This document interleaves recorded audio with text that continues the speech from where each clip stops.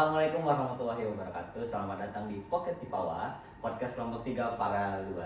Nah, pada podcast kali ini kita akan membahas tentang perencanaan laba jangka pendek. Sebelum memulai itu, ada beberapa poin yang wajib kita bahas, dari mulai definisi, manfaat, adanya alasan perencanaan laba jangka pendek, sumber pendanaan, resiko, bahkan sampai ke studi kasus yang akan kita ulik tuh. Nah, tapi sebelum kita membahas materi, sebaiknya kita kenalan dulu. Ada pepatah kata, tak kenal maka kita kenalan. Perkenalkan, saya Akmal Hakim Rahab. Di sini saya tidak sendirian dengan podcaster kece di samping saya, yaitu Ahmad Abdul Hakim yang akan memandu diskusi pada hari ini. Nah, halo Ahmad, gimana kabarnya hari ini? Halo, kalau kabar hari ini baik ya Mas, sangat semangat nih buat mandu sesi podcast hari ini. Nah, kesibukan Ahmad apa sih akhir-akhir ini? Kalau kesibukan ya mungkin mahasiswa biasa ya, kayak nyiapin UAS. Terus juga karena udah semester 6, jadi kayak aku tuh udah mulai nyicil buat skripsian gitu. Kalau Ahmad sendiri gimana kabarnya hari ini? Alhamdulillah baik. Nah, sebenarnya saya juga tidak jauh beda ya sama Ahmad. Lagi siap UAS, penelitian juga. Nah, gimana Mat? Udah siap untuk memandu podcast kali ini? Siap banget dong, sampai aku bawa catatan buat narasumber ini. Kayaknya insightful banget nih Mas. Mungkin langsung aja kali ya, sebelum teman-teman masuk ke materi, alangkah baiknya tuh kita kayak kenalan dulu sama narasumber yang cantik-cantik juga, keren-keren ini guys. Mungkin boleh perkenalan dulu dari siapa? Halo, aku Indri Julianti dari Agribis 58. Halo, aku Kazeni Gaisani Filza dari Agribis 58. Halo, aku Tristania Eva Mevia dari Agribis 58. Nih Ahmad, dari perkenalan narasumber kita nih, sebelum kita masuk ke materi, kita wajib tahu nih kesibukan mereka akhir-akhir ini. Sebelum apalagi podcast ini ya, apa sih kesibukan narasumber kita ini yang kece-kece abis nih? Boleh dari Tristan deh. Sebenarnya sibuknya mungkin lebih kayak sibuk nugas aja ya, karena kan semester 6 banyak banget nih tugasnya gitu. Terus karena semester 6 ini kan kayak udah jarang kayak ke kampus ya lama-lama gitu. Jadi karena aku di Bogor juga, jadi kayak kadang pulang perginya itu sih yang kadang capek gitu. Kerjaan dulu kan macet banget ya gitu. Kayak beda banget, wah paling lebih capek aja sih kalau aku. Boleh nih dari Jenny gimana nih kesibukannya? Oke, selain dari sibuk akademik ya, aku juga sekarang lagi sibuk ini sih, ikut PMW. Dan PMW itu kan disuruh bikin ide bisnis ya. Dan sekarang lagi di PMW itu lagi bikin ide bisnis Mumam. Itu tuh kayak sejenis catering makanan gitu aja sih.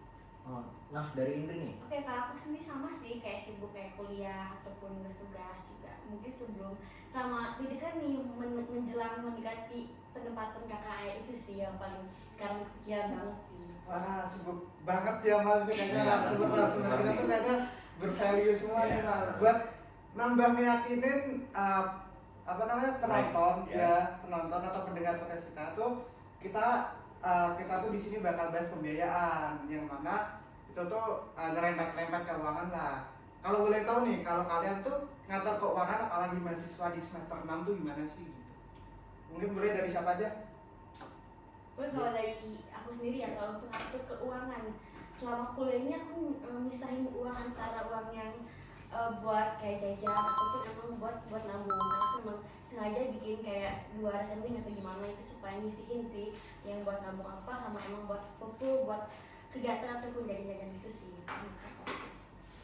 Oke, kalau aku sendiri buat ngatur keuangan sih, ini sih ya, kalau untuk keuangan tuh aku mending dikasihnya per mingguan gitu, bukan sebulanan. Jadi itu nanti pas dikasih mingguan itu, aku ngambil cash aja gitu 100.000 atau gimana, atau 150 lah ya, itu buat pegangan aku aja. Soalnya kalau misalkan semuanya diambil itu pasti cepet habis. Terus juga karena di kosan juga masak, jadi lumayan buat ngirit uang juga sih. Ya, kalau dari aku sih paling biasanya kan aku dikasihnya per bulan juga ya sama ortu, tapi biasanya tuh suka aku bisa-bisain dulu gitu, misalkan 100.000 ini buat apa dulu gitu. Kadang kan kalau misalkan rajin juga, kadang aku sadar juga kayak oh ternyata seminggu ini udah tinggal segini nih, ini berarti harus di saving nih buat segini, supaya nanti ada kayak cadangan lah gitu kan, kita nggak tahu ya gitu buat kesadaran kos kayak gimana gitu. Oke, berarti macam-macam ya buat teman-teman di sini tuh ngatur keuangan. Tadi kayak ada pisah-pisah, buat makan ada sendiri, buat main mungkin ada, terus juga ada mingguan ya, lebih enak mingguan. Terus kalau meme itu lebih enak dicatat gitu ya pengeluarannya gitu. Oke. Mungkin daripada kita bang waktu lama-lama, juga penonton kayaknya udah kepo banget kita tuh mau bahas apa. Oke, pertanyaan pertama mungkin dari dasar dulu. Menurut kalian apa sih kayak perencanaan laba jangka pendek itu apa gitu?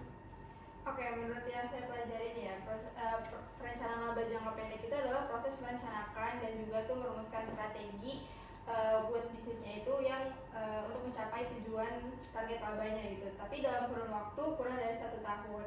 Terus juga perusahaan itu tuh juga memperhatikan faktor eksternal, faktor internal juga yang dimana tuh apakah nanti berpengaruh ke bisnisnya itu atau enggak, kayak gitu sih. Nah, itu benar tuh Ahmad. Apa yang dirangkum Jenny itu udah pas sih, tapi mungkin lebih jelasnya itu seperti perencanaan laba jangka pendek itu proses untuk menentukan target yang diinginkan, yang ingin dicapai dalam satu waktu yang bahkan kurang dari setahun ya tadi dibilangnya itu. Nah, yang namanya jangka pendek ya pasti waktunya pendek tuh Ahmad. Dari menurut Ahmad tuh gimana? Yang menarik banget ya apa yang disampaikan Jenny. Kalau tadi tuh emang kayaknya si perusahaan itu harus merencanakan laba jangka pendek biar nggak fokus ke laba jangka panjang terus gitu loh. Karena menurut saya juga perusahaan kayaknya wajib untuk merumuskan laba jangka pendek ini. Terus dari apa yang disampaikan Jenny tadi itu kan wajib ya, kayak kita tuh perusahaan itu merencanakan laba jangka pendek. Ada nggak sih bagi perusahaan itu alat analisis atau perhitungan apa yang buat perusahaan ini tuh biar nggak rugi gitu? Oke, jadi untuk alat analisisnya tuh ada break-even point atau titik impas, terus ada juga margin of safety, terus ada juga shutdown point, sama satu lagi itu ada degree of operation leverage. Nah kalau yang break-even point kan seperti kita tahu ya, break-even point kan titik impas di mana tuh nggak untung nggak rugi juga kayak gitu. Nah di titik impas ini tuh kita bisa menentukan volume penjualan minimum, terus juga harga penjualan minimum yang harus kita lakukan supaya tuh kita nggak rugi-rugi banget kayak gitu. Nah BEP itu kan ada yang volume penjualan sama harga penjualan. Kalau untuk yang unit sendiri atau volume penjualan itu diperoleh dari biaya total dibagi sama harga jual dikurangi sama biaya variabel per unitnya. Tapi kalau untuk yang kalau untuk yang penjualannya harga rupiahnya itu diperoleh dari biaya total tunai dibagi sama 1 dikurang biaya variabel per unit dikali sama harga jualnya. Terus yang kedua itu ada margin of safety. Margin of safety yang ya, namanya juga safety ya, berarti kan titik aman gitu. Margin of safety ini tuh dia berada di titik di atas dari si BEP ini. Jadi itu ibarat kata kelebihannya dari BEP gitu. Jadi si perusahaan ini tuh bisa mengurangi pendapatannya sehingga tuh nanti tuh perusahaan tuh nanti juga nggak rugi gitu loh.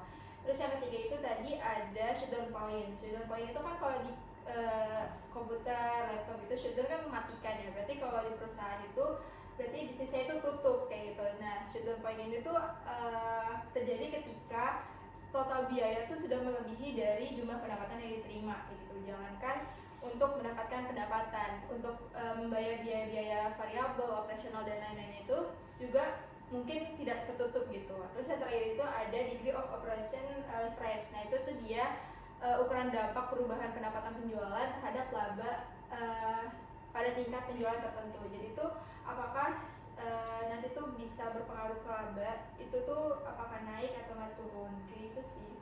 Oh, itu dari penjelasan Jenny itu cukup banyak ya Ahmad. Dari titik impas, terus margin of safety, shutdown point, terus DOL ya. Nah mungkin para pendengar tuh bisa ngikutin tuh belajar mana tuh untuk bantuan-bantuan UAS, apalagi untuk semester 6 ya. Tuh, nah selanjutnya pasti akan ada tuh keuntungan atau kerugiannya. Bisa dijelasin nggak sih dari narasumber kita nih? Oke, kalau untuk keuntungan dan juga kerugian dari perencanaan laba jangka pendek sendiri, untuk keuntungan sendiri ya, itu ada adaptasi terhadap perubahan pasar, yaitu perusahaan sendiri menyesuaikan strategi atau kegiatannya terhadap perubahan kondisi pasar, tren konsumen, maupun mengenai pergerakan kompetitif dengan cepat. Yang kedua sendiri itu ada efisiensi operasional, yaitu kayak pengelolaan operasi sehari-hari yang lebih efektif maupun lebih efisien dengan memastikan berjalan sesuai dengan rencana. Untuk yang ketiga sendiri dari keuntungan yaitu ada pengukuran kinerja. Dengan menyediakan matriks untuk evaluasi, perusahaan sendiri dapat menilai mengenai kemajuan maupun membuat penyesuaian yang diperlukan secara lebih rutin. Untuk yang kerugian sendiri yang pertama itu ada pengorbanan kualitas produk dan juga layanan, yaitu risiko dari mengorbankan target jangka pendek sendiri dapat merisiko mengorbankan produk dan juga layanan, sehingga mereka itu lebih penting terhadap waktu untuk mencapai targetnya, tidak memperhatikan produk dan juga layanan yang diberikan. Kalau untuk yang kedua sendiri itu ada praktik akuntansi yang tidak etis, yang dalam arti karena ada tekanan untuk mencapai target laba jangka pendek sendiri, sehingga menghalalkan segala cara untuk mencapai hal-hal tersebut, sehingga mendorong praktik akuntansi yang tidak etis dan juga memanipulasi laporan keuangan. Kalau untuk yang ketiga sendiri dari kerugian, yaitu ada fluktuasi performa yang tidak stabil. Karena terlalu seringnya penyesuaian untuk memenuhi target jangka pendek dapat menyebabkan fluktuasi yang dapat membingungkan para pemegang kepentingan dan juga investor. Mungkin itu dari keuntungan dan kerugiannya. Jelas banget ya dari penjelasan ini tuh ada keuntungan kerugian. Nah dibagi 3 tuh, tapi udah poin-poin. Saya yakin tuh dari rangkum tuh dari begitu banyaknya pasti. Nah selanjutnya itu pasti ada nggak sih sumber pendanaan dari itu gitu? Kalau untuk sumber pendanaan sendiri kita ada 2 ya. Maksudnya itu ada modal sendiri dan juga ada sumber pendanaan dari eksternal. Kalau untuk yang modal sendiri itu yang pertama ada laba ditahan, yaitu kayak laba bersih yang memang nggak diberikan kepada para pemegang saham tapi diberikan kepada untuk operasional perusahaan itu sendiri. Untuk yang kedua sendiri itu ada penjualan saham. Penjualan saham itu perusahaan tuh menerbitkan saham untuk mendapatkan dana segar dari investor. Kalau untuk yang ketiga sendiri dari modal sendiri itu ada utang konversibel, yaitu merupakan perusahaan sendiri menerbitkan obligasi yang dapat dikonversi kepada saham pada waktu dan juga harga yang telah ditentukan. Nah kalau untuk sumber pendanaan dari eksternal sendiri yang pertama itu ada surat berharga yang komersial, yaitu perusahaan dapat menerbitkan surat berharga yang komersial untuk mendapatkan dana jangka pendek dengan suku bunga yang kompetitif. Kalau untuk yang kedua sendiri ada faktor piutang. Perusahaan itu dapat menjual faktur piutangnya kepada orang ketiga dengan diskon untuk mendapatkan dana tunai yang segala. Yang terakhir sendiri yaitu ada sewa jangka pendek nih. Perusahaan itu dapat menyewa aset seperti kayak peralatan, properti untuk menghindari dari pengeluaran modal yang terlalu besar. Itu sih kalau untuk dari sumber pendanaan. Berarti kayak dari sumber pendanaan itu kayak dibagi 2 tadi ya? Ya. Ada modal sendiri atau internal, Ya. terus sama modal eksternal. Ya. Oh, terus kalau udah dapat misalnya udah dapat sumber pendanaan gitu tuh, ada nggak sih faktor-faktor yang kayak mempengaruhi si perusahaan ini dalam perencanaan laba jangka pendek ini? Ada nggak? Untuk faktor-faktor perencanaan laba jangka pendek itu sendiri kan biasanya perusahaan itu kan buat perencanaan tersebut kan dalam waktu singkat ya, buat dalam kurun waktu 3 bulan atau paling enggak ya setahun gitu. Jadi biasanya karakteristik bisnis itu sangat berpengaruh bagi perusahaan untuk membuat perencanaan laba jangka pendeknya mau seperti apa gitu. Terus menurut Brahim sendiri ada beberapa faktor yang mempengaruhi perencanaan laba jangka pendek. Yang pertama itu biasanya yang dipengaruhi itu ada tingkat volume penjualan yang harus dicapai supaya dapat tingkat keuntungan yang wajar bagi perusahaan tersebut. Yang kedua itu ada titik impas atau BP dari perusahaan. Terus yang ketiga itu ada volume penjualan yang disesuaikan sama kapasitas operasi perusahaan pada saat mau membuat rencana laba jangka pendek tersebut gitu. Nah dari penjelasan tadi faktor-faktor yang dijelaskan Tristan tuh pasti ada sih resiko yang pasti bakal dialamin tuh. Bisa nggak sih dijelasin gitu dari narasumber kita nih? Oke, kalau dari resiko sendiri itu yang pertama ada kesalahan perkiraan ya. Dari yang namanya perencanaan laba jangka pendek kan tentunya butuh keputusan yang cepat juga gitu. Bisa jadi dengan penentuan keputusan yang cepat itu tuh kita salah perhitungan dalam biaya variabelnya, jumlah penjualan minimumnya, bahkan sampai harganya. Kayak gitu. Yang mana kesalahan perkiraan ini tuh bisa berdampak ke si labanya, apakah nanti kurang atau lebih. Kan kalau lebih kan alhamdulillah ya, syukur gitu ada lebih. Tapi kalau untuk yang kurang ini malah jadinya kita rugi gitu. Terus yang kedua itu ada ketidakpastian permintaan. Nah permintaan di pasar ini kan gak stabil ya, alias tuh gak akurat juga. Nah kalau misalkan ada permintaan pasar yang gak akurat ini, itu tuh kan bisa berpengaruh juga ke si kerugian di finansialnya perusahaan itu. Terus yang ketiga itu ada gangguan rantai pasokan. Nah itu tuh karena karena adanya gangguan rantai pasokan ini, itu tuh ada keterlambatan pengiriman bahan baku sehingga tuh berpengaruh ke proses produksinya. Nah karena ada telat, terus abis itu juga mengalami kekurangan bahan baku, itu tuh bisa mengakibatkan penurunan volume penjualannya, terus sehingga bisa juga ada terjadinya penurunan laba. Kayak gitu sih untuk resikonya. Oh, berarti buat resikonya itu kayak berpengaruh banget ya buat si perusahaan itu ya. Apalagi kayak tadi ada gangguan rantai nilai pasokan itu ya. Itu juga kayaknya berpengaruh gitu ya ke perusahaannya. Terus dari resiko yang sudah dipaparkan tuh kira-kira alasan apa sih yang emang ini tuh perusahaan itu harus melakukan perencanaan laba jangka pendek itu ada alasannya? Ya sebenarnya kan perusahaan tuh salah satu tujuannya kan buat untuk mencapai tingkat laba ya, pasti pengen dapat untung kan perusahaan tuh. Jadi pasti perencanaan laba jangka pendek itu pasti dibutuhin banget buat nentuin anggaran perusahaannya yang anggaran perusahaan itu harus berapa untuk mendapat tingkat laba yang disepakati gitu oleh perusahaan tersebut. Terus dengan adanya perencanaan laba jangka pendek itu perusahaan tuh bisa melihat gitu biaya-biaya apa saja yang harus dipertimbangkan dan juga bisa melihat masalah-masalah apa termasuk untuk proyeksi keuangan itu seperti apa terutama untuk dalam kurun waktu 3 bulan sampai 1 tahun ke depan gitu.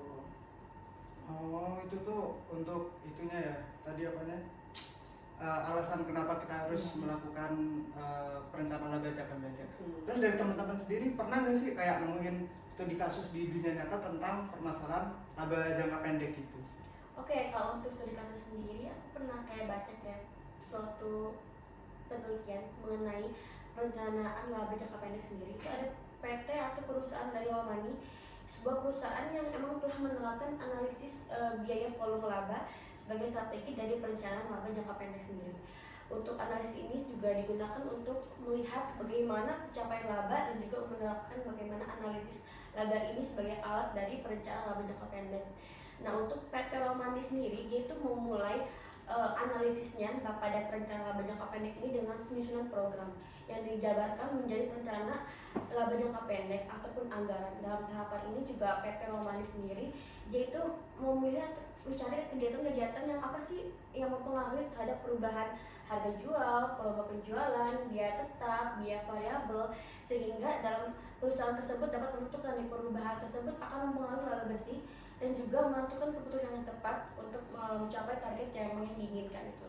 Untuk selain dari analisis volume laba sendiri juga ada PT Romani juga menggunakan analisis titik impas atau break even point ini sebagai alat bantu untuk perencanaan laba jangka pendek.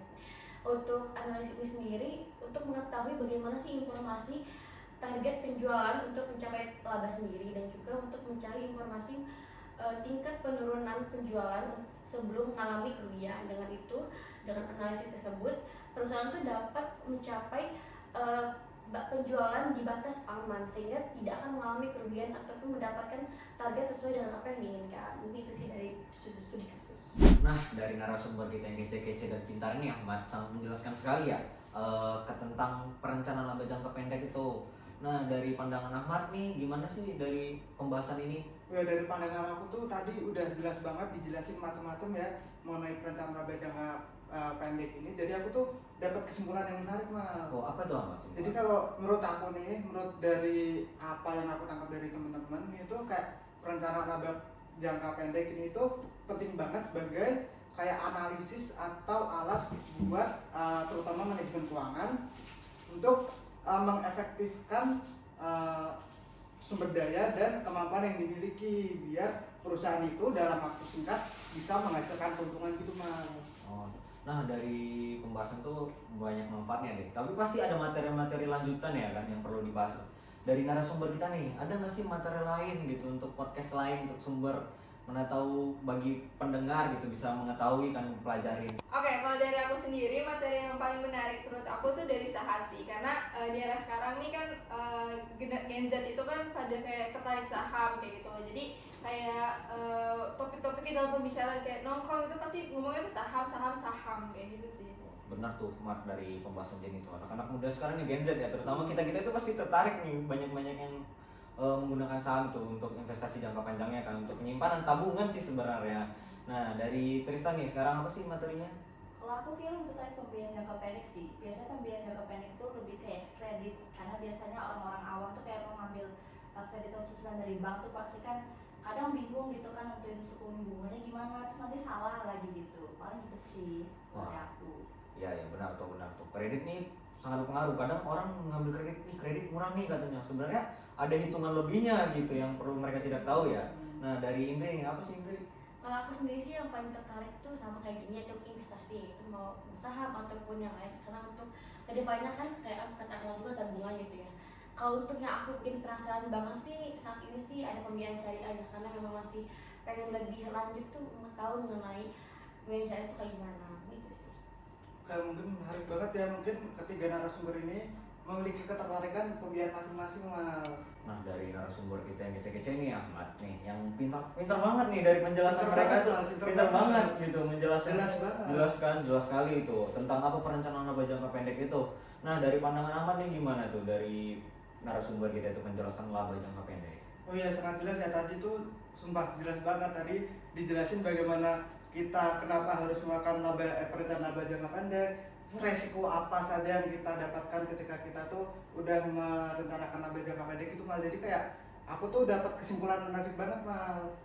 Nah, dari kesimpulan tuh kan Ahmad, saya sudah mikir nih, pasti mereka nih bakal ada rencana ke depannya gitu untuk perusahaan atau apa. Ini dilihat dari sistem, dari cara ngomongnya, pasti perusahaan-perusahaan gede nih teman-teman kita yang bakal nempatin gitu.